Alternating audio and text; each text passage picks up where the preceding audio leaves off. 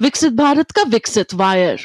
को presented by HF deluxe, नए Indian की डिलक्स बाइक। को powered by Mongia steel, steel का बादशाह। इन एसोसिएशन विद चले ज्यादा और पैसे बचाए, इसीलिए अब से जो धोए वो धो डाला। सभी पशुपालकों की पसंद, देश का नंबर 1 कपिला पशु आहार।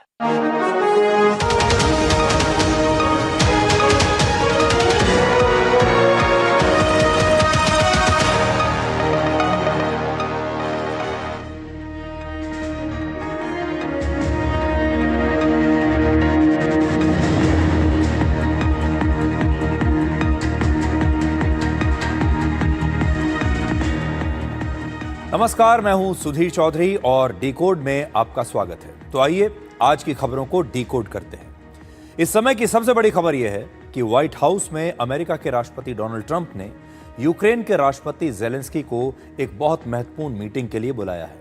आपको याद होगा, इससे पहले पिछली बार जो बैठक हुई थी उसमें ट्रंप ने जेलेंस्की का काफी अपमान किया था और वो भी मीडिया के कैमरों के सामने। उसके वीडियोज आपने भी देखे होंगे। इसलिए इस बार जेलेंस्की अकेले नहीं जा रहे हैं, बल्कि अपने साथ कई यूरोपीय देशों के प्रमुखों को लेकर जा रहे हैं। लेकिन हैरानी की बात यह है कि इस बैठक से ठीक पहले ट्रंप ने जेलेंस्की का साथ छोड़ दिया है और उनका झुकाव पूरी तरह से पुतिन की तरफ दिखाई दे रहा है। ट्रंप ने अचानक पुतिन से यह दोस्ती क्यों कर ली और अलास्का की उस बैठक में ऐसा क्या हुआ कि रशिया के राष्ट्रपति पुतिन पहले से कहीं ज्यादा आक्रामक हो गए हैं। आज हम इसी को डिकोड करेंगे कि अलास्का में जो बैठक का पहला राउंड हुआ था वो राउंड किसने जीता। लेकिन इसके साथ ही एशिया में एक नया ट्रोइका जन्म ले रहा है और इस नई टीम में भारत, चीन और रशिया है। अलास्का में ट्रंप के साथ अपनी बैठक के बाद आज राष्ट्रपति पुतिन ने भारत के प्रधानमंत्री नरेंद्र मोदी को फोन करके इस बैठक के बारे में पूरी जानकारी दी है। दूसरी तरफ चीन के विदेश मंत्री भी कल प्रधानमंत्री मोदी से दिल्ली में मुलाकात करने वाले हैं। राष्ट्रपति पुतिन खुद भारत की यात्रा पर आने वाले हैं और प्रधानमंत्री मोदी जल्द ही चीन जाने वाले हैं। यानी इस समय बहुत कुछ ऐसा चल रहा है जिससे दुनिया के शक्ति समीकरण हमेशा के लिए बदल सकते हैं। इसके बाद हम चुनाव आयोग वर्सेस राहुल गांधी की लड़ाई को आपके लिए डिकोड करेंगे और आपको बताएंगे कि अगर एक ही झूठ को बार बार बोला जाए तो कैसे वो सच लगने लगता है। और आज इसी झूठ का हम आपके लिए विश्लेषण करेंगे कि कहीं ये झूठ आप बार बार सुनते सुनते सच ना मानने लगे। और आखिर में आपको दिखाएंगे कि स्पेस के superstar group captain Shubhanshu Shukla जब आज प्रधानमंत्री मोदी से मिलने के लिए गए तो वहां क्या हुआ। लेकिन आज की सबसे बड़ी खबर इस समय की यह है कि रशिया के राष्ट्रपति व्लादिमीर पुतिन ने प्रधानमंत्री मोदी से टेलीफोन पर बातचीत की है, जिसमें उन्होंने अलास्का में अमेरिका के राष्ट्रपति डोनाल्ड ट्रंप के साथ हुई अपनी 3 घंटे की मुलाकात के बारे में प्रधानमंत्री मोदी को बताया है। प्रधानमंत्री मोदी ने राष्ट्रपति पुतिन का धन्यवाद करते हुए कहा है कि भारत ने हमेशा संघर्ष का शांतिपूर्ण समाधान करने पर जोर दिया है और उन्होंने ये भी कहा है कि भारत शांति की सभी कोशिशों का समर्थन करता है। प्रधानमंत्री मोदी और पुतिन के बीच भारत और रशिया के बीच सैन्य साझेदारी को और मजबूत करने पर भी आज बात हुई है। और इस बातचीत के बाद प्रधानमंत्री मोदी ने जो सोशल मीडिया पर पोस्ट लिखा है वो आपकी स्क्रीन पर मैं एक बार फिर से आपको दिखाता हूं, जिसमें आप देखिए बड़ी स्क्रीन पर, जिसमें आप इसकी भाषा पर अगर आप नजर डालेंगे, thank you my friend president Putin for his phone call and for sharing insights on his recent meeting with President Trump in Alaska। देखिए, ये जो पहली लाइन लिखी है प्रधानमंत्री मोदी ने, ये बहुत महत्वपूर्ण है। सबसे पहले उन्होंने लिखा है कि राष्ट्रपति पुतिन उनके दोस्त हैं और अपने दोस्त को उन्होंने थैंक यू कहा है। दूसरी बात यह है कि ये बहुत बड़ी बात है कि राष्ट्रपति पुतिन प्रधानमंत्री मोदी को राष्ट्रपति ट्रंप के साथ जो उनकी बैठक हुई थी अलास्का में, उसके बारे में सारा अपडेट देने के लिए फोन कर रहे हैं। और इसका मतलब यह है कि इस पूरी बैठक में जो पुतिन और ट्रंप के बीच हुई, भारत भी एक बहुत महत्वपूर्ण फैक्टर है, भारत भी एक बड़ा खिलाड़ी है। और इसलिए राष्ट्रपति पुतिन को लगा होगा कि जो कुछ भी उस बैठक में हुआ है उसके बारे में प्रधानमंत्री मोदी को भी जानना चाहिए। जानने के 2 कारण हैं। एक, राष्ट्रपति पुतिन और प्रधानमंत्री मोदी की अपनी दोस्ती, उनकी खुद की केमिस्ट्री, जिसकी तस्वीरें मैं आपको अभी थोड़ी देर पहले दिखा रहा था, और दूसरा भारत और रशिया दो देश एक दूसरे के पार्टनर भी हैं। तो इस समय की जो बड़ी खबर है उसे आप इस तरह से समझिए कि भारत, चीन और रशिया के बीच एक नया वर्ल्ड ऑर्डर बन रहा है। इन तीनों के बीच कुछ ऐसा है जो चल रहा है, जो अभी आपको दिखाई नहीं देगा। हो सकता है बाद में आप इसके बारे में जानेंगे और समझेंगे। और अगर आप सारे डॉट्स को मिलाएंगे, कनेक्ट करेंगे, तो आपको एक तस्वीर दिखाई देगी। क्योंकि आज राष्ट्रपति पुतिन ने प्रधानमंत्री मोदी से टेलीफोन पर बात की है। यह बातचीत हो गई। इसके बाद चीन के विदेश मंत्री इस समय भारत की राजधानी दिल्ली में हैं। आज वो विदेश मंत्री एस जयशंकर से मिले हैं और कल उनकी मुलाकात प्रधानमंत्री मोदी से होगी और राष्ट्रीय सुरक्षा सलाहकार अजीत डोवल से भी वो मिलेंगे। ये बहुत बड़ी बात है कि आज शाम को प्रधानमंत्री मोदी को पुतिन फोन करते हैं और चीन के विदेश मंत्री भी कल प्रधानमंत्री मोदी से मिलने वाले हैं। इसके बाद आप और देखिए, राष्ट्रपति पुतिन बहुत जल्द भारत के दौरे पर आने वाले हैं और इसी महीने प्रधानमंत्री मोदी एससीओ सम्मेलन में हिस्सा लेने के लिए चीन जाने वाले हैं। ये सब कुछ अगर आप देखें, भारत, चीन और रशिया के बीच कितना कुछ चल रहा है इस समय। इसका मतलब है कि भारत, चीन और रशिया के बीच जो कूटनीति है वो बहुत तेज हो गई है, जिससे एशिया में एक नया शक्ति समीकरण जन्म ले रहा है। इसलिए आज हम आपको भारत, चीन और रशिया का त्रोइका दिखाएंगे। त्रोइका रशियन भाषा का एक शब्द है जिसका मतलब है एक रथ जिसे तीन घोड़े मिलकर खींचते हैं, या फिर तीन लोग एक साथ मिलकर जब कोई काम करते हैं तो उसे त्रोइका कहते हैं। और इस समय इस त्रोइका की पूरी दुनिया में चर्चा हो रही है। ये वो त्रोइका है जो इस समय आपकी स्क्रीन पर है। और ये जो तीन शक्तिशाली घोड़े हैं दुनिया के, जो इस समय हो सकता है कि दुनिया को खींच रहे हों, इसमें पहला घोड़ा भारत का प्रतीक है जो बीच वाला घोड़ा है, जबकि रशिया और चीन साथ साथ हैं। और इस तस्वीर में भारत को इसलिए हमने बीच में रखा क्योंकि भारत ही एक अकेली ऐसी ताकत है जिसकी दुनिया में सबसे ज्यादा एक्सेप्टेबिलिटी यानी स्वीकार्यता है। चीन से और रशिया से भी ज्यादा स्वीकार्यता भारत की है और भारत दुनिया का सबसे बड़ा लोकतंत्र है। इसलिए इस त्रोइका के बीच में भारत होगा और रशिया और चीन होगा। यह नया त्रोइका इस समय जन्म ले रहा है। और इस त्रोइका की अगर ताकत आप देखें, ताकत देखिए, भारत की जीडीपी 356 लाख करोड़ रुपए की है, चीन की जीडीपी 1635 लाख करोड़ रुपए की है और रशिया की जीडीपी लगभग 176 लाख करोड़ रुपए की है। और अगर आप इन तीनों को मिला लेंगे तो आप सोचिए ये त्रोइका कितना शक्तिशाली हो जाएगा। भारत और चीन इस समय दुनिया के दो सबसे बड़े प्रोडक्शन हब्स हैं और दुनिया भर की जो मैन्युफैक्चरिंग हो रही है वो या तो भारत में हो रही है या फिर चीन में हो रही है। आप सोचिए इन दोनों की ताकत अगर मिल जाए तो फिर क्या होगा। और रशिया मिनरल्स और तेल के मामले में बहुत आगे है, बहुत मजबूत है। रेयर अर्थ रिजर्व्स के मामले में चीन दुनिया में पहले नंबर पर है, भारत तीसरे नंबर पर है और रशिया 5वें स्थान पर है। सैन्य ताकत के मामले में रशिया, पूरी दुनिया में रशिया की सेना दूसरे स्थान पर है, चीन तीसरी सबसे बड़ी सेना रखता है और भारत की सेना दुनिया की चौथी सबसे बड़ी और शक्तिशाली सेना है। और ये तीनों देश मिलकर अंतर्राष्ट्रीय कूटनीति की दिशा बदल सकते हैं। और इस दोस्ती के पीछे हैं डोनाल्ड ट्रंप। डोनाल्ड ट्रंप की बड़ी तमन्ना है कि उन्हें नोबेल शांति पुरस्कार दिया जाए, लेकिन असल में उन्हें पुरस्कार मिलना चाहिए इस त्रोइका को बनाने के लिए, क्योंकि इस त्रोइका के पीछे असल में डोनाल्ड ट्रंप ही हैं। उनके हाल के नए फैसले हैं। अगर वो इस प्रकार के फैसले ना लेते तो शायद ये त्रोइका ना बनता।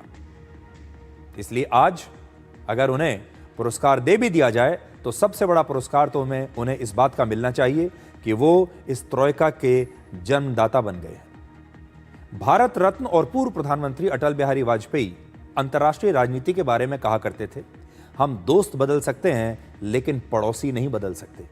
मोदी सरकार आज अटल बिहारी वाजपेयी की इसी सोच को अपना रही है और चीन के विदेश मंत्री वांग यी आज भारत पहुंचे हैं। ये उनकी 3 साल के बाद भारत की पहली यात्रा है। इससे पहले वो 25 मार्च 2022 को भारत आए थे, जब रशिया और यूक्रेन के बीच युद्ध शुरू हुए कुछ ही हफ्ते हुए थे। अमेरिका और भारत के बीच टैरिफ वॉर चल रहा है और इस सब के बीच चीन के विदेश मंत्री की 2 दिन की यह भारत यात्रा बहुत महत्वपूर्ण मानी जाएगी। आज उन्होंने भारत के विदेश मंत्री डॉक्टर एस जयशंकर के साथ बातचीत की है, बैठक की है और इस बैठक में दोनों देशों के बीच 3 महत्वपूर्ण मुद्दों पर चर्चा हुई। पहला, दोनों देशों के बॉर्डर पर शांति हो। दूसरा, दोनों देशों के बीच आर्थिक और व्यापारिक संबंध अब दोबारा से बेहतर किए जाएं।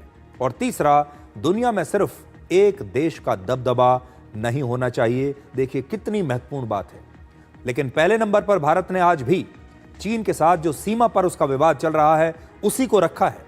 तो इसलिए यह मत सोचिएगा कि भारत ने कोई कॉम्प्रोमाइज कर लिया है, कोई समझौता कर लिया है या भारत चीन से दब रहा है। एजेंडे पर आज भी सबसे ऊपर बॉर्डर डिस्प्यूट है, सीमा पर चल रहा विवाद ही है। लेकिन जो तीसरे नंबर का पॉइंट हमने आपको बताया कि दुनिया में अब सिर्फ एक देश का दबदबा नहीं होना चाहिए और वो देश है अमेरिका। तो क्या चीन, भारत और रशिया मिलकर अमेरिका के इस दबदबे को खत्म करना चाहते हैं? आज क्या हुआ इस बैठक में, देखिए। Excellency, when the world's 2 largest nations meet, it is natural that the international situation will be discussed. We seek a fair, balanced and multipolar world order, including a multipolar Asia. Reform multilateralism is also the call of the day. In the current environment, there is clearly the imperative of maintaining and enhancing stability in the global economy as well. The fight against terrorism in all its forms and manifestations is another major priority. It is our expectation that our discussions would contribute to building a stable, cooperative and forward-looking relationship between India and China, one that serves both our interests and addresses our concerns. मंगलवार को चीन के विदेश मंत्री भारत और चीन सीमा के मुद्दे पर राष्ट्रीय सुरक्षा सलाहकार अजीत डोवल से मुलाकात करेंगे और मंगलवार को ही चीन के विदेश मंत्री प्रधानमंत्री नरेंद्र मोदी से मिलेंगे। और ये बैठक बहुत महत्वपूर्ण होगी क्योंकि पिछली बार जब चीन के विदेश मंत्री भारत आए थे तो प्रधानमंत्री नरेंद्र मोदी उस समय उनसे नहीं मिले थे, क्योंकि उस समय दोनों देशों के बीच संबंध ही ऐसे चल रहे थे कि प्रधानमंत्री मोदी ने उनसे मुलाकात तब नहीं की थी। इसलिए प्रधानमंत्री मोदी के साथ चीन के विदेश मंत्री की ये जो बैठक होने वाली है, ये बहुत महत्वपूर्ण बैठक है। आज सिर्फ भारत और चीन नहीं बल्कि इस बैठक पर अमेरिका की भी नजर होगी, यूरोप की भी नजर होगी, यूक्रेन की भी नजर होगी। आप समझ लीजिए पूरी दुनिया के लिए ये बैठक बहुत महत्वपूर्ण होने वाली है। और प्रधानमंत्री नरेंद्र मोदी इस महीने के अंत में शंघाई सहयोग संगठन, जिसे अंग्रेजी में हम शंघाई कोऑपरेशन ऑर्गेनाइजेशन कहते हैं, इसके वार्षिक सम्मेलन में हिस्सा लेने के लिए चीन भी जा सकते हैं। और ये कितना बड़ा पॉलिसी शिफ्ट होगा जब प्रधानमंत्री मोदी अगर चीन जाते हैं तो ये 7 साल के बाद उनकी पहली चीन यात्रा होगी। चीन के साथ जब से हमारा सीमा विवाद हुआ है उसके बाद से पहली बार होगा जब प्रधानमंत्री मोदी चीन जाएंगे, अगर वो गए तो। हालांकि अभी इस बात की सिर्फ संभावनाएं हैं। इस दौरान चीन के राष्ट्रपति शी जिनपिंग से प्रधानमंत्री मोदी की मुलाकात भी हो सकती है। और इससे पहले अक्टूबर 2024 में रशिया के कजान शहर में ब्रिक्स सम्मेलन के दौरान प्रधानमंत्री मोदी और राष्ट्रपति शी जिनपिंग के बीच मुलाकात हुई थी। और भारत और चीन के बीच 5 साल के बाद फिर से सीधी उड़ान भी शुरू होने की उम्मीद है। अब सीधी फ्लाइट भारत और चीन के बीच शुरू हो सकती है। आज अंतर्राष्ट्रीय राजनीति बहुत तेजी से बदल रही है। दुनिया के ज्यादातर देश ट्रंप के टैरिफ वॉर से परेशान हैं। भारत और चीन अब पुराने झगड़ों से आगे बढ़ना चाहते हैं और दोनों देश आगे की संभावनाओं को देख रहे हैं। दोनों देश आपसी रिश्तों को बेहतर करने की कोशिश कर रहे हैं, जिससे दोनों का ही फायदा होगा। और दोनों ही ये चाहते हैं कि अब पूरी दुनिया में जो अमेरिका का दबदबा है सिर्फ एक देश का, अब उस दबदबे को थोड़ा सा ढीला किया जाए। अब से थोड़ी देर के बाद, कुछ ही मिनटों के बाद, अमेरिका के राष्ट्रपति डोनाल्ड ट्रंप की मुलाकात यूक्रेन के राष्ट्रपति ज़ेलेंस्की के साथ साथ यूरोप के कई बड़े नेताओं के साथ होने वाली है। आप ये समझ लीजिए कि यूरोप की तरफ से, ईयू की तरफ से, नेटो देशों की तरफ से एक पूरी टीम इस समय व्हाइट हाउस में मिलने वाली है राष्ट्रपति ट्रंप से। और ये आज की सबसे बड़ी अंतर्राष्ट्रीय खबर है। इस समय आपको व्हाइट हाउस से हम ये लाइव तस्वीरें दिखा रहे हैं। ये तस्वीरें, लेटेस्ट तस्वीरें आपकी स्क्रीन पर हैं, जहां अब से कुछ मिनटों के बाद बहुत बड़ी बैठक होने वाली है यूक्रेन के राष्ट्रपति और अमेरिका के राष्ट्रपति के बीच। अलास्का में राष्ट्रपति डोनाल्ड ट्रंप और रशिया के राष्ट्रपति व्लादिमीर पुतिन की मुलाकात के बाद आज की यह बैठक बहुत महत्वपूर्ण है, जिसमें रशिया और यूक्रेन के बीच चल रहे युद्ध को खत्म करने पर बातचीत होगी। ऐसा लगता है कि ट्रंप ने इस मुलाकात से पहले ही ज़ेलेंस्की का साथ छोड़ दिया है, क्योंकि उन्होंने सोशल मीडिया पर आज ही यह लिखा है कि यूक्रेन को अब यह स्वीकार करना होगा कि वर्षों पहले हुई कुछ घटनाएं अब बदल नहीं सकती। जैसे यूक्रेन को अब क्राइमिया वापस नहीं मिलने वाला, जिसे रशिया ने 2014 में ही यूक्रेन से छीन लिया था। इसलिए उन्होंने लिखा है कि अब यूक्रेन ये उम्मीद छोड़ दे। नेटो की सदस्यता के बारे में भी अब यूक्रेन को भूल जाना चाहिए। अब यह फैसला राष्ट्रपति ज़ेलेंस्की को करना है कि वो तुरंत युद्ध खत्म करना चाहते हैं या फिर इस लड़ाई को और आगे जारी रखना चाहते हैं। ऐसा साफ साफ राष्ट्रपति डोनाल्ड ट्रंप ने लिख दिया है।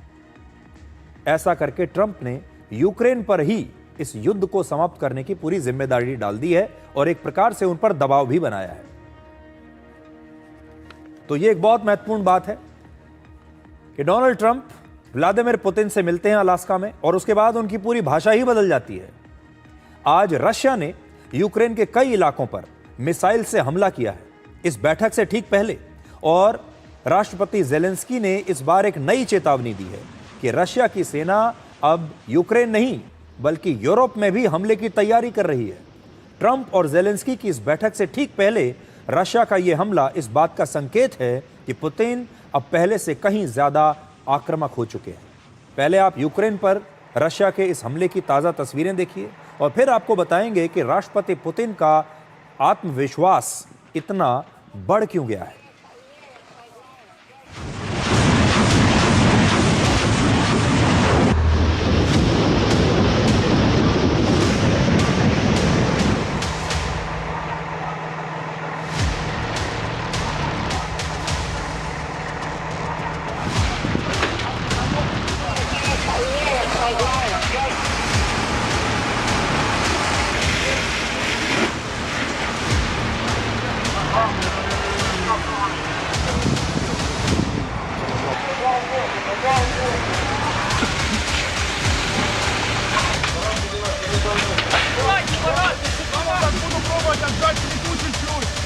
Если что-то не так, начинает зажимать ноги.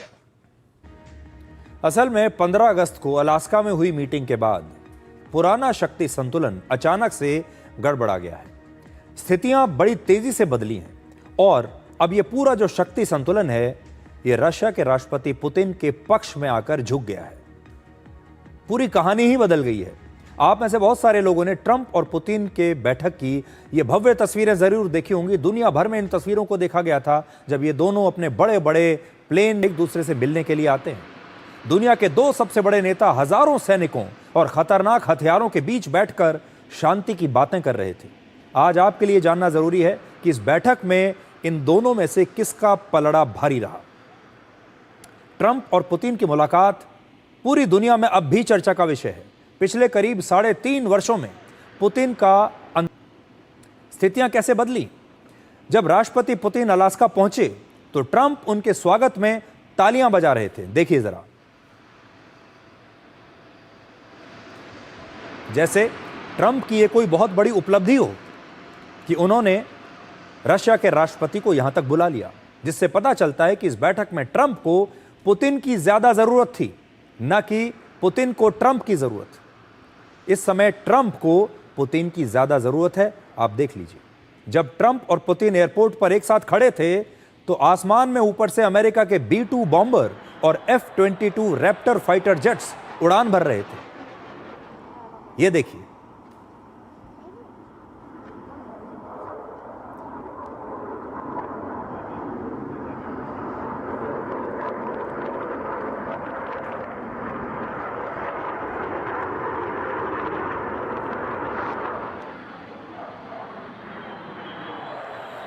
देखिए दोनों नेता कैसे आसमान की तरफ देख रहे हैं, क्योंकि आसमान में अमेरिका के फाइटर जेट्स उड़ रहे थे। अब यह पुतिन के स्वागत के लिए था या ट्रंप उन्हें अपनी ताकत दिखा रहे थे, यह सोचने वाली बात है।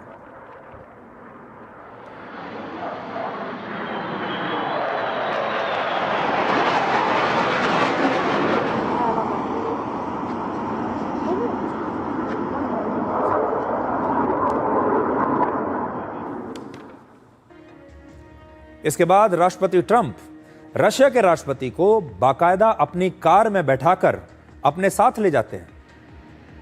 आसपास आप देखिए अमेरिका के फाइटर जेट्स खड़े हुए हैं, हथियार ही हथियार, सेना ही सेना, और बीच में अमेरिका के राष्ट्रपति की कार खड़ी हुई है, जिसे वो बीस्ट कहते हैं। इस कार में वो राष्ट्रपति पुतिन को बैठाते हैं। यह भी अपने आप में एक ऐसी तस्वीर है जो दुनिया ने शायद पहली बार देखी होगी। इससे यह पता चलता है कि ट्रंप एक अच्छे मेजबान और एक अच्छे दोस्त बनने की बहुत कोशिश कर रहे थे। ये सारी तस्वीरें आपको बताती हैं कि ट्रंप की पूरी कोशिश थी कि इस दौरान पुतिन का मूड अच्छा रहे, पुतिन मुस्कुराते रहें, पुतिन के सम्मान में कोई कमी ना रह जाए, और राष्ट्रपति ट्रंप ने हर वो कोशिश की जिससे राष्ट्रपति ट्रंप ने कोशिश की जिससे पुतिन खुश रहें।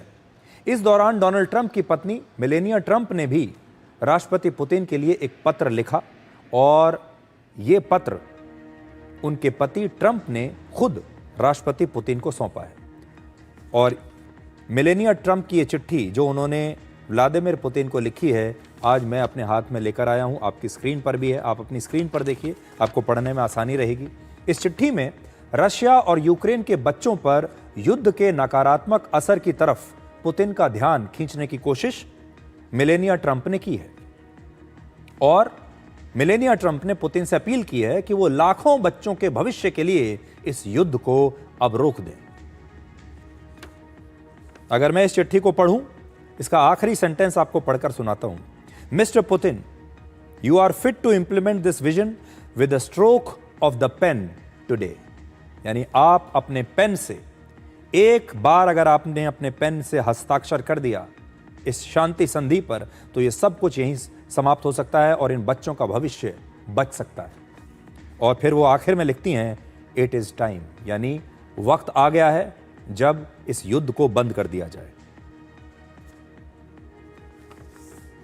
लेकिन व्लादिमीर पुतिन का ट्रंप कार्ड तब आया जब संयुक्त प्रेस कॉन्फ्रेंस के दौरान राष्ट्रपति पुतिन ने कहा कि जब से डोनाल्ड ट्रंप अमेरिका के राष्ट्रपति बने हैं, तब से रशिया और अमेरिका के बीच व्यापार 20% तक बढ़ गया है। Oh, by the way, with the U.S. new administration, bilateral trade between Russia and the U.S. has started to go up. Maybe just symbolic numbers, but it's increased by 20%. There are a lot of areas where we could deepen our interaction, deepen trade. Russian-American investment cooperation has a lot, huge potential. अपने एक बयान से Vladimir Putin ने Donald Trump को धराशायी कर दिया। अब आप खुद सोचिए, जब अमेरिका खुद ही रशिया से अपना व्यापार बढ़ा रहा है, 20% व्यापार में वृद्धि हुई है रशिया के साथ, तब भारत पर रशिया से तेल खरीदने के लिए डोनाल्ड ट्रंप टैरिफ कैसे लगा सकते हैं? कितनी बड़ी बात है। और ये जो बयान दिया है रशिया के राष्ट्रपति ने, बहुत सोच समझ कर यह बयान दिया गया है ताकि पूरी दुनिया को यह बता सके कि राष्ट्रपति ट्रंप कैसे धीरे धीरे रशिया के साथ अमेरिका का व्यापार बढ़ा रहे हैं, लेकिन दूसरे देशों पर उन्हें सजा देने के लिए टैरिफ लगा रहे हैं। दूसरे देशों को यह कह रहे हैं कि रशिया से व्यापार मत करो, रशिया से सामान मत खरीदो, तेल मत खरीदो, और खुद अमेरिका लगातार अपना व्यापार रशिया से बढ़ाता जा रहा है। और बड़े प्यार से राष्ट्रपति पुतिन ने डोनाल्ड ट्रंप को पूरी दुनिया के सामने एक्सपोज कर दिया। और आखिर में पुतिन ने यह भी कह दिया कि अगर ट्रंप को मुझसे अगली बार मिलना है तो उन्हें मॉस्को आना पड़ेगा। और इन सारी बातों से यह पता चलता है कि बातचीत के इस राउंड के विजेता, बातचीत का ये जो पहला राउंड था, जिसे आप अलास्का राउंड कह सकते हैं, इसके विजेता पुतिन रहे हैं। again, Mr. President, I'd like to thank you very much, and we'll speak to you very soon and probably see you again very soon. Thank you very much, Vladimir. Next time in Moscow. Oh, that's an interesting one. I don't know. I'll get a little heat on that one, but I could see it possibly happening. Thank you very much, Vladimir. And thank you all. Thank you. Thank you. Thank you so much. Russia के राष्ट्रपति Vladimir Putin एक बहुत tough negotiator हैं, बहुत पुराने नेता हैं, बहुत अनुभवी नेता हैं, वर्षों से नहीं दशकों से रशिया की सत्ता में बने हुए हैं। वो राजनीति को जानते हैं, कूटनीति को जानते हैं, ऐसी बैठकों के लिए कैसे रणनीति बनाई जाती है वो बहुत अच्छी तरह से जानते हैं, बहुत बड़े खिलाड़ी हैं। डोनाल्ड ट्रंप नेता कम है, व्यापारी ज्यादा है। डोनाल्ड ट्रंप इस पूरी बैठक से सिर्फ इतना चाहते थे कि दुनिया उन्हें दुनिया के सबसे बड़े डील मेकर के तौर पर देखें, एक ऐसे वैश्विक नेता के तौर पर उनकी छवि बने जो लगातार दुनिया भर में शांति स्थापित करने में जुटा है। और इन तस्वीरों से, इन वीडियोज से और अपने रोज के बयानों के जरिए ट्रंप की नजर सिर्फ एक ही चीज पर है, नोबेल शांति पुरस्कार। वो अपनी छवि को बदलना चाहते हैं। वो चाहते हैं कि उनकी छवि ऐसी बने कि वो एक डील मेकर हैं और वो शांति की बात करते हैं, पूरी दुनिया में शांति की स्थापना वो कर रहे हैं और वो दुनिया के सबसे बड़े नेता बनना चाहते हैं। इसीलिए न सिर्फ शांति के लिए अलग अलग देशों के युद्ध रुकवाने में लगे हुए हैं, बल्कि अलग अलग देशों को टैरिफ लगाकर परेशान भी कर रहे हैं। अब आपके सामने हम राष्ट्रपति पुतिन की उन शर्तों को डिकोड करेंगे जो उन्होंने रशिया और यूक्रेन के बीच युद्ध खत्म करने के लिए अमेरिका के सामने रखी हैं। तो पहले यह जानिए कि रशिया क्या चाहता है। पहला, यूक्रेन को अपना करीब 6,600 वर्ग किलोमीटर का पूरा इलाका रशिया के लिए छोड़ देना होगा और उस पर रशिया के कब्जे को स्वीकार करना होगा। इससे पहले रशिया कुल मिलाकर यूक्रेन के लगभग 20% इलाके पर कब्जा कर चुका है। इसके बदले में रशिया सिर्फ 440 वर्ग किलोमीटर का इलाका यूक्रेन को वापस करेगा। तो आप देख लीजिए, वापस करेंगे सिर्फ 440 स्क्वायर किलोमीटर का इलाका, लेकिन इसके बदले में हजारों किलोमीटर का इलाका, 6,600 स्क्वायर किलोमीटर का इलाका रशिया अपने पास रख लेगा। यह पहली शर्त है। तो पुतिन ने कह दिया है कि जो इलाके हम जीत चुके हैं उन्हें हम वापस नहीं करेंगे। हालांकि ट्रंप से मुलाकात से ठीक पहले ही ज़ेलेंस्की ने कहा है कि यूक्रेन के लिए अपनी इतनी जमीन को छोड़ना असंभव है। तो इस शर्त को ट्रंप से मिलने से पहले ही ज़ेलेंस्की ने कह दिया है कि हम ये नहीं कर पाएंगे, जमीन नहीं छोड़ेंगे। दूसरा जो रशिया चाहता है वो यूक्रेन को नेटो की सदस्यता ना दी जाए, ये चाहता है। और बताया गया है कि पुतिन को इस पर ट्रंप से भरोसा पहले ही मिल चुका है कि अब हम यूक्रेन को नेटो में शामिल नहीं करेंगे। और तीसरी शर्त, यूक्रेन में रशियन भाषा पर लगी पाबंदी हटाकर रशियन भाषा को आधिकारिक भाषा की मान्यता दी जाए। यूक्रेन में 30% लोग, बेलारूस में 70% लोग, लातविया में 33% लोग और एस्टोनिया में लगभग 30% लोग और कजाकिस्तान में 21% लोग रशियन भाषा बोलते हैं, यानी रशियन मूल के हैं। इसका मतलब है कि रशिया इस पूरे इलाके में अपनी रशियन भाषा बोलने वाले लोगों का बचाव करना चाहता है, उनका प्रतिनिधित्व करना चाहता है। वो चाहता है कि उसे इन लोगों के संरक्षक की तरह देखा जाए। अगर अभी रशिया और यूक्रेन के बीच युद्ध विराम हो भी जाए तो भी इन लोगों के जरिए रशिया कभी भी यूक्रेन में दखल दे सकता है भविष्य में। यह कहकर कि यूक्रेन में जो लोग रशियन बोलने वाले लोग हैं या रशियन मूल के लोग हैं उन पर अत्याचार हो रहा है, हमें उन्हें बचाना होगा। राष्ट्रपति पुतिन ये भी बता चुके हैं कि रशिया और यूक्रेन के बीच समझौता होने तक युद्ध चलता रहेगा और सीज फायर नहीं होगा। और थोड़ी देर के बाद ट्रंप और ज़ेलेंस्की के बीच व्हाइट हाउस में यह मीटिंग शुरू होने वाली है, जिसमें अमेरिका ने ज़ेलेंस्की से मिलिट्री यूनिफॉर्म में नहीं आने का अनुरोध किया है। आपने देखा होगा ज़ेलेंस्की जहां भी जाते हैं वो अपनी एक आर्मी की यूनिफॉर्म पहनकर जाते हैं। इस बार अमेरिका ने उनसे अनुरोध किया है कि आप मिलिट्री यूनिफॉर्म पहनकर ना आए, सिविलियन कपड़े पहनकर आए।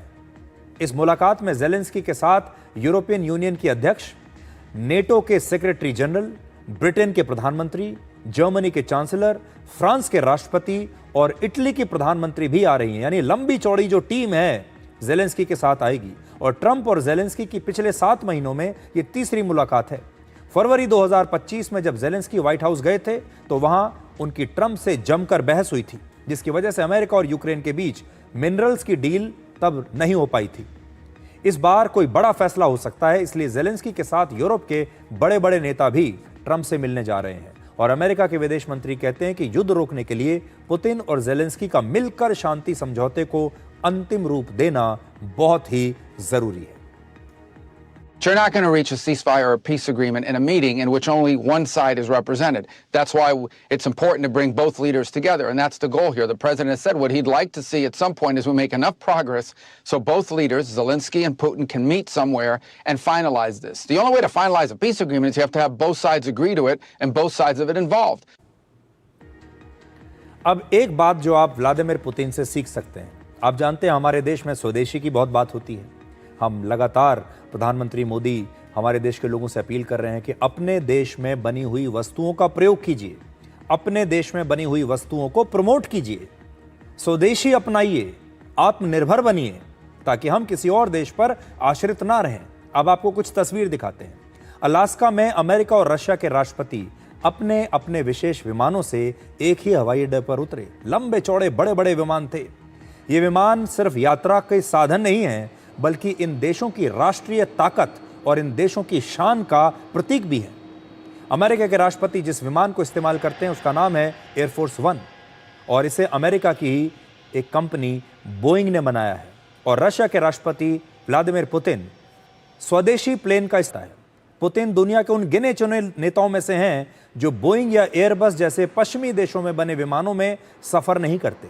उनके पास मेड इन रशिया स्पेशल विमान है, जिसे रशिया की एक कंपनी ने बनाया है, और इस कंपनी का नाम है इल्यूशिन। तो ये देखिए, जो आप देख रहे हैं, ये है व्लादिमीर पुतिन का आधिकारिक विमान। जिस कंपनी ने यह विमान बनाया है, ये कंपनी रशिया में यात्री विमान बनाती है, और पुतिन के लिए इस विमान में पूरी सुरक्षा और आराम को लेकर बड़े बड़े बदलाव किए गए हैं। टेलर मेड विमान है ये पुतिन के लिए।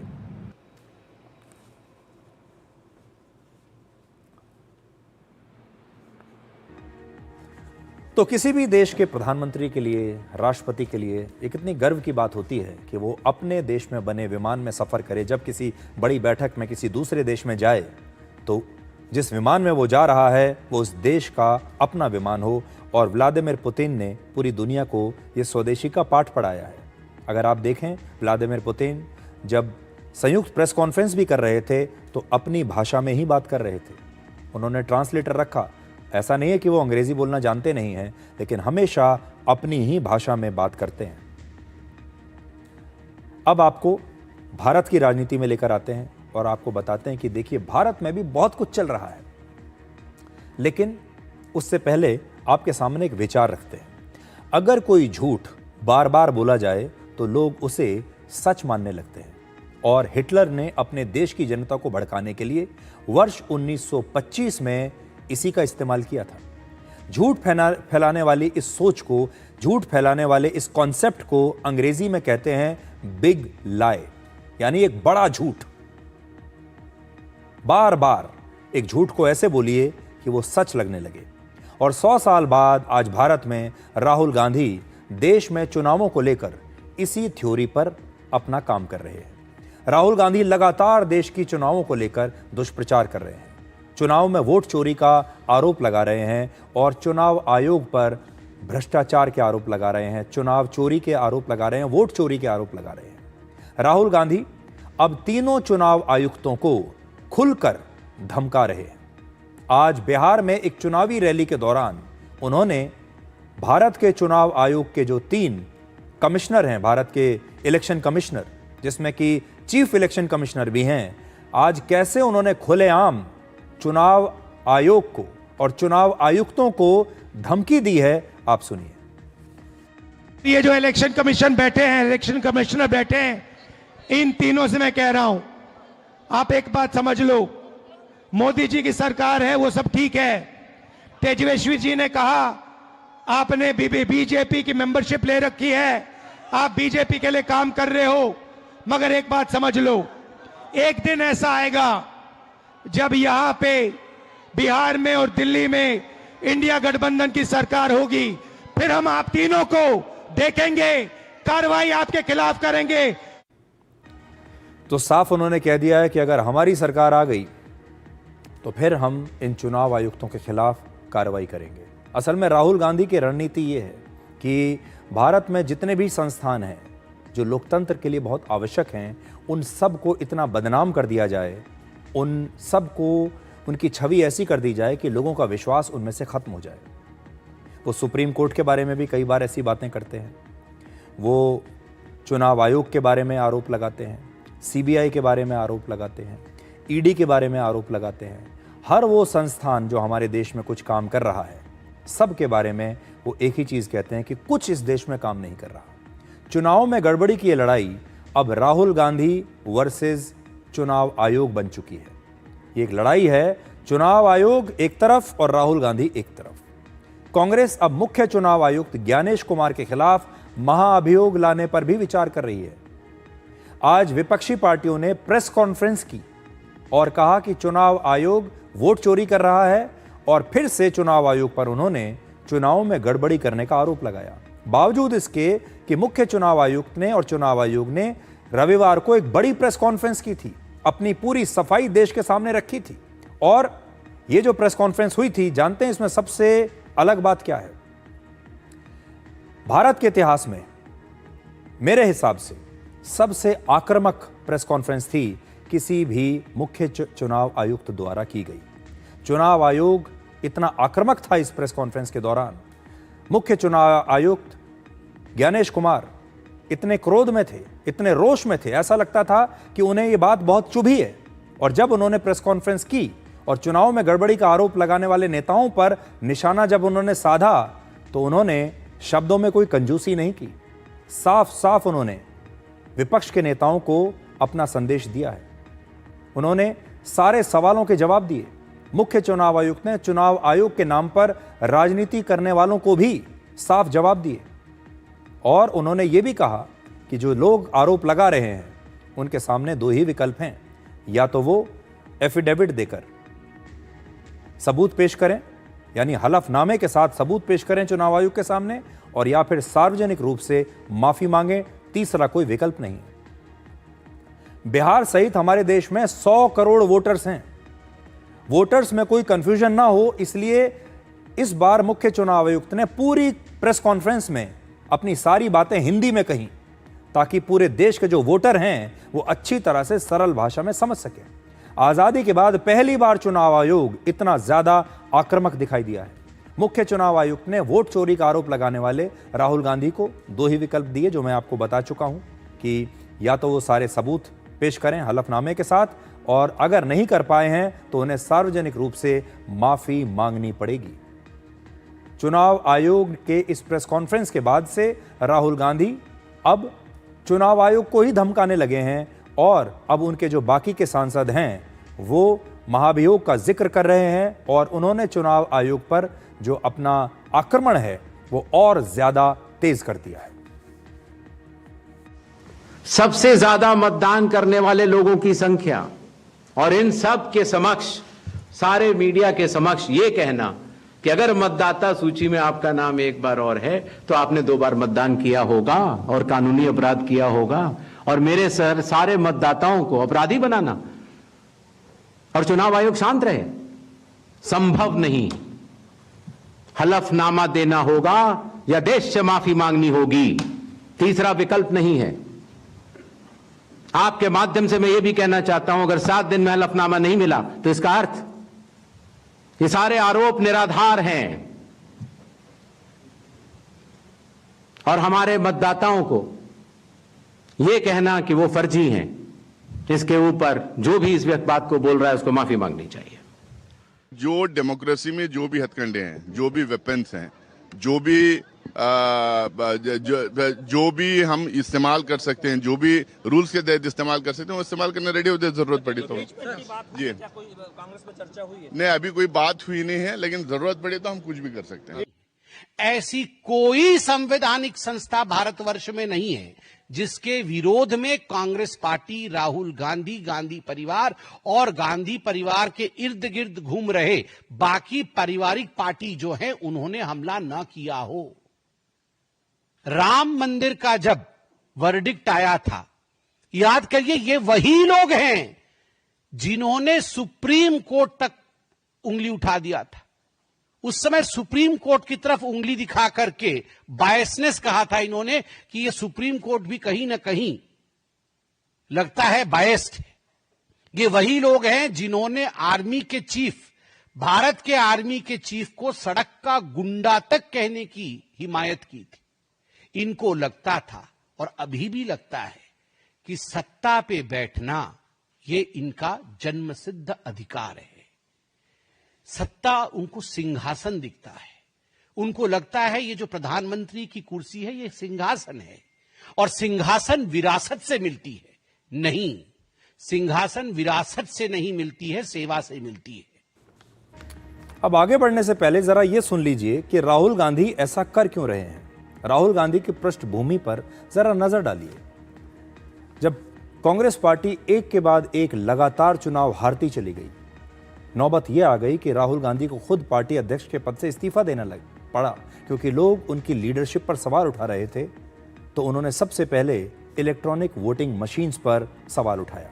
सबसे पहले यह कहा, हम हारे नहीं हैं, हमें तो ईवीएम से हराया गया है, ईवीएम में ही गड़बड़ियां हैं। और फिर लगातार उन्होंने कई वर्षों तक ईवीएम को मुद्दा बनाया। लेकिन ईवीएम का मुद्दा देश के लोगों को कन्विंसिंग नहीं लगा, देश के लोगों को यकीन ही नहीं हुआ उनके इस आरोप पर। इसलिए ईवीएम का मुद्दा उठाने के बाद भी, ईवीएम पर लगातार आरोप लगाने के बाद भी राहुल गांधी चुनाव हारते चले गए। इसका क्या मतलब है? कांग्रेस पार्टी अगर चुनाव लगातार हार रही है तो इसका मतलब है कि राहुल गांधी जो कह रहे हैं जनता को उस पर यकीन नहीं है।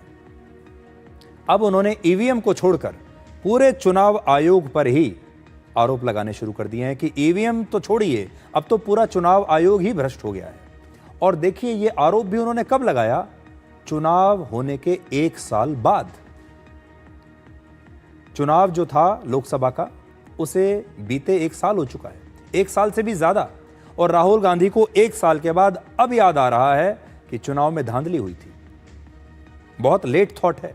आज हम अपने मीडिया के साथियों को भी ये कहना चाहते हैं, ये प्रेस कॉन्फ्रेंस जब चल रही थी चुनाव आयोग की, जिसकी तस्वीरें आपने देखी होंगी, इस प्रेस कॉन्फ्रेंस के दौरान देश में जो मीडिया है, मीडिया के जो बड़े बड़े पत्रकार हैं, वो भी सामने बैठे थे, अखबारों के पत्रकार, टीवी के पत्रकार।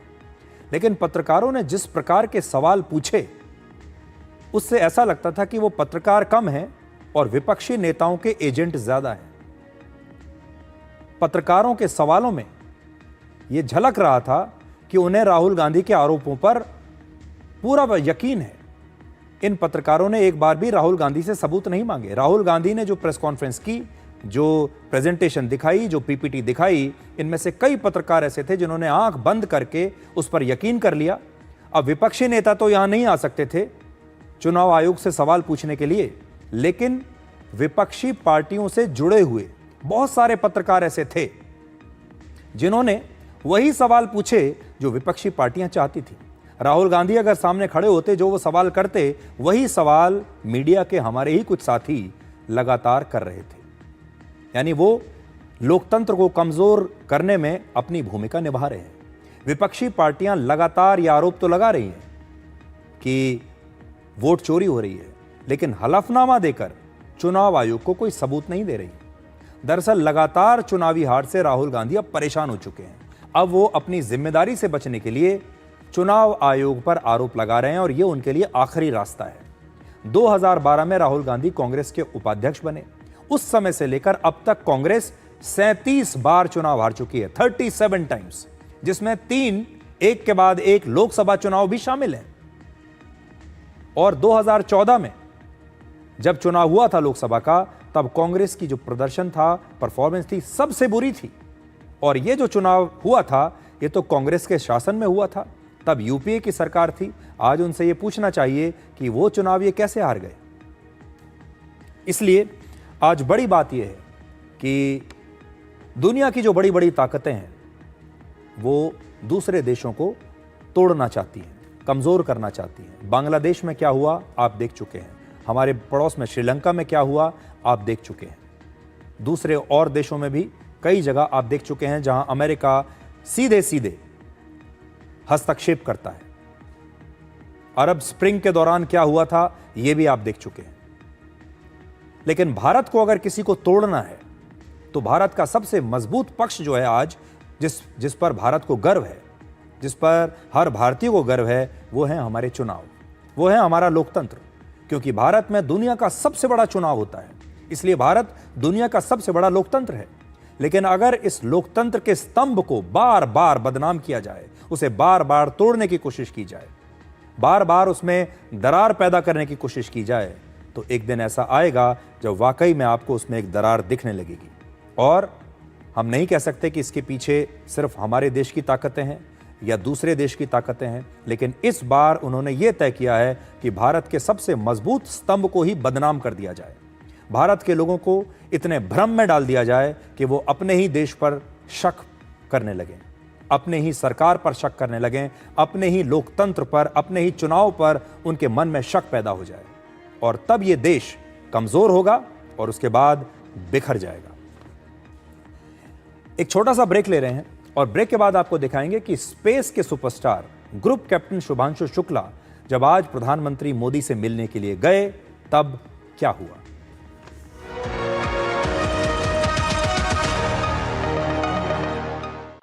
कौन है जो जोड़े देश को? विकसित भारत का विकसित भारत।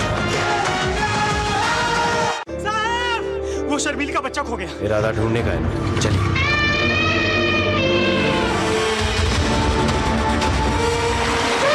वो उधर।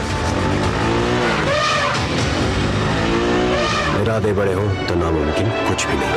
नई है डीलक्स प्रो, नई इंडियन की डीलक्स बाइक। 4-5 दिनों से तेज बुखार है। सिर, शरीर के जोड़ों और आंखों के पीछे दर्द भी हो रहा है। शरीर पर लाल चट्टे भी हैं। ये डेंगू के लक्षण है। डेंगू? डरिए मत, डेंगू एक साधारण वायरल बुखार है। उपयुक्त इलाज व तरल पदार्थ लेने पर घर पर ही ठीक हो जाता है।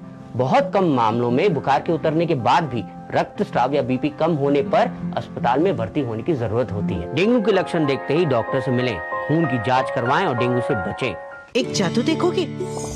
आशीर्वाद बीकानेरी बेसन के स्वाद का जादू। 100% बीकानेरी चना दाल से बना। आशीर्वाद बीकानेरी बेसन की क्वालिटी ही है इतनी खास, इसमें ना आए कोई गांठ, स्वाद खूब भाए, गांठ नहीं बस घुलता जाए। इसमें है फौलादी ताकत, ये कड़े इम्तिहानों से नहीं डरता, इसे सालों का तजुर्बा है। इसलिए मैं भी सूर्या पाइप्स का फैन हूँ। देश की तरक्की के सच्चे साथी। सूर्या है तो भरोसा है। कौन है जो जोड़े देश को? विकसित भारत का विकसित भारत।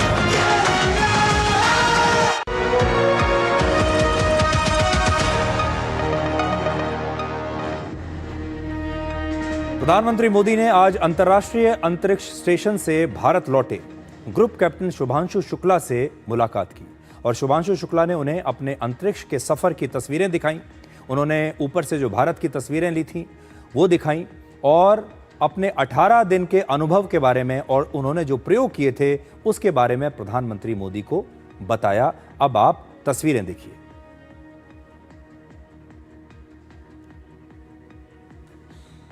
प्रधानमंत्री ने सोशल मीडिया पर लिखा है कि भारत को शुभांशु शुक्ला की उपलब्धियों पर गर्व है। उन्होंने गगनयान मिशन पर भी शुभांशु शुक्ला से चर्चा की और गगनयान मिशन में वर्ष 2027 तक इसरो अपने रॉकेट की मदद से अंतरिक्ष में अपना पहला मानव मिशन भेजेगा और इस मिशन में शुभांशु शुक्ला के अंतरिक्ष के अनुभवों का बहुत फायदा भारत को मिलने वाला है। तो ये सारी तस्वीरें आप देख सकते हैं। आज हमारे स्पेस के सुपरस्टार ने जब राजनीति के सुपरस्टार से मुलाकात की तो क्या हुआ।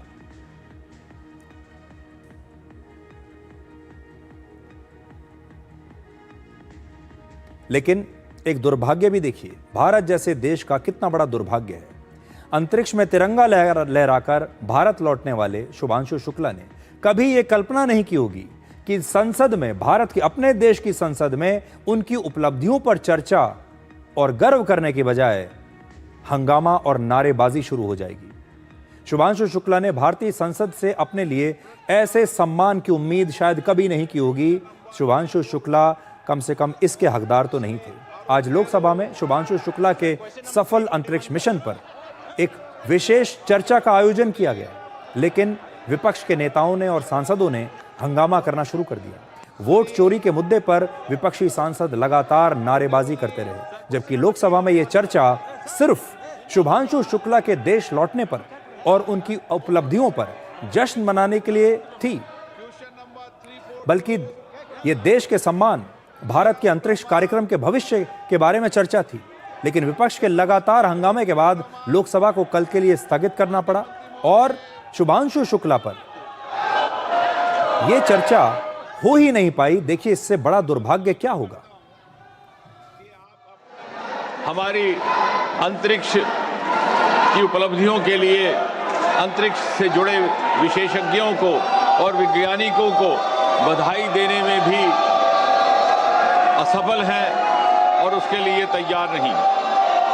आपकी नाराजगी सरकार के साथ हो सकती है, आपकी नाराजगी भारतीय जनता पार्टी और एनडीए के साथ हो सकती है, परंतु हैरत है आपकी नाराजगी एक अंतरिक्ष यात्री, एक गगन यात्री के साथ भी हो सकती है।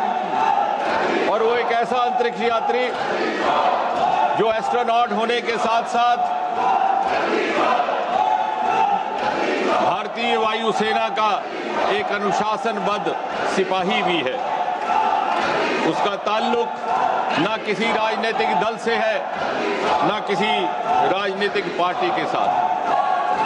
लेकिन ये अजीब मंजर है अध्यक्ष जी, आप धरती से भी नाराज हैं, आप आकाश से भी नाराज हैं और आज आप अंतरिक्ष से भी नाराज दिखते हैं। ये कितना बड़ा दुर्भाग्य है कि भारत जब किसी मुसीबत में होता है, जब भारत में सबसे ज्यादा चुनौती का समय होता है, तब भी हमारे देश के नेता एकता नहीं दिखा सकते। आप याद कीजिए जब भारत में कोविड आया था, तब देश के हर नेता को, हर पार्टी को, सारी सरकारों को मिलकर इसका सामना करना चाहिए था। लेकिन कोविड के दौरान भी हमारे देश में जमकर राजनीति हुई। अभी हाल ही में ऑपरेशन सिंदूर हुआ। इस दौरान भी जब हम इतने मुश्किल समय से गुजर रहे थे, इतनी बड़ी चुनौती हमारे सामने थी, हम पाकिस्तान से युद्ध लड़ रहे थे, तब भी हमारे देश के नेताओं ने इस पर भी राजनीति की और एकता नहीं दिखाई।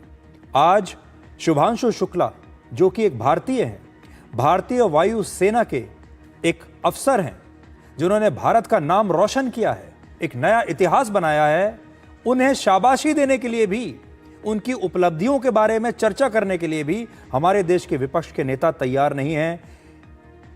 शुभांशु शुक्ला के मामले पर भी हमारे देश के नेता नहीं माने। ये भारत का और भारत के लोकतंत्र का एक बहुत बड़ा दुर्भाग्य है और हम उम्मीद करते हैं कि हमारे देश के जो लोग हैं, आज उन्होंने अपनी डायरी में इस बात को जरूर नोट किया होगा कि हमारे देश के विपक्ष के नेता शुभांशु शुक्ला से भी खुश नहीं है, उनकी उपलब्धियों का भी जश्न नहीं मनाना चाहते। उन्हें ऐसा लगता है कि शुभांशु शुक्ला अगर अंतरिक्ष में गए हैं तो उनकी अगर तारीफ कर दी तो ये बीजेपी की तारीफ हो जाएगी, ये प्रधानमंत्री मोदी की तारीफ हो जाएगी। एक छोटा सा ब्रेक, और ब्रेक के बाद आपको डीकोड जिंदगी में दिखाएंगे आज का विचार।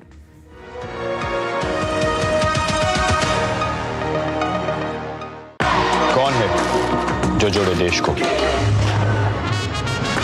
विकसित भारत का विकसित भारत। वो शर्मील का बच्चा खो गया। इरादा ढूंढने का है, चलिए।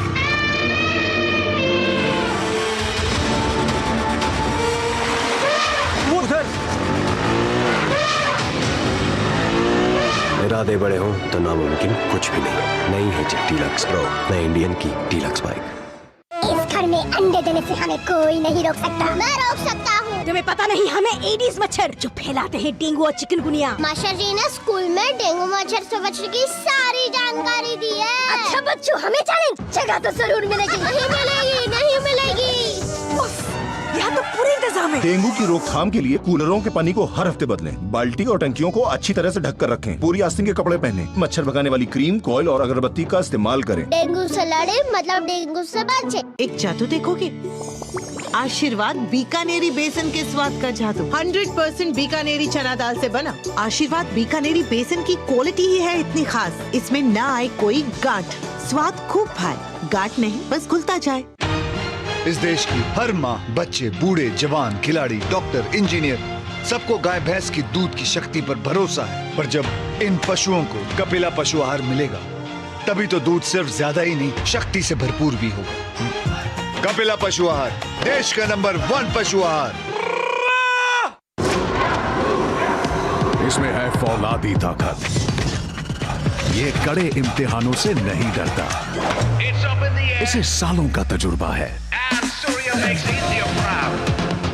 इसलिए मैं भी सूर्या पाइप्स का फैन हूँ। देश की तरक्की के सच्चे साथी। सूर्या है तो भरोसा है। आयुष के पापा के लिए लाई थी ये, सिकुड़कर आयुष के नाक का हो गया है। हमारी खूबसूरत साड़ी का तो रंग ही उड़ा दिया। इसीलिए अपनाए सही डिटर्जेंट। 2 डाला का एडवांस फॉर्मूला जो दे कपड़ों को नई चमक और साथ ही सिकुड़ने से बचाए, चले ज्यादा और पैसे बचाए। इसीलिए अब से जो धोए गोल्डी मसाले के 100 ग्राम के स्पेशल पैक्स में फ्रेशनेस लॉक है। ऐसे गोल्डी मसाले जहां जाएं रिश्ते बनाए। कौन है जो जोड़े देश को? विकसित भारत का विकसित भारत।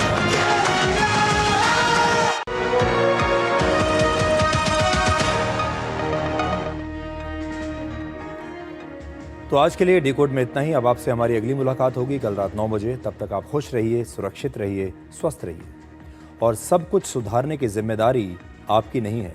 जो आपके नियंत्रण के बाहर हो उसे आज़ाद कर दें, फिर चाहे वो हालात हों या इंसान। नमस्कार।